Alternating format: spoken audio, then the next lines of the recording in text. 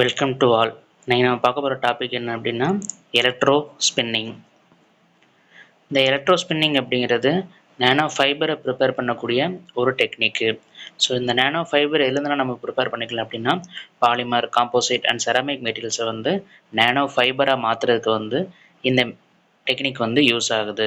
இதில் என்ன பண்ணுவோம் அப்படின்னா நம்ம எந்த மெட்டீரியலில் வந்து நேனோ ஃபைபரை மாற்றணுமோ அதை வந்து ஒரு ஸ்ட்ரிஞ்சு மாதிரியான மெட்டீரியல் எடுத்துக்கிட்டு ஸோ அதுக்கு நடுவில் நம்ம என்ன பண்ண போகிறோம்னா ஹை வோல்டேஜ் சப்ளை பண்ண போகிறோம்.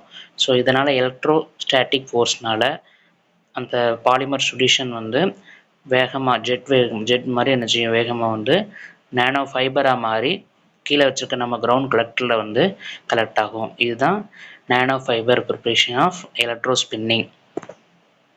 ஸோ இதில் பார்க்க வேண்டிய விஷயம் அப்படின்னு பார்க்கும்போது டெய்லர் கோன் ஃபார்மேஷன்.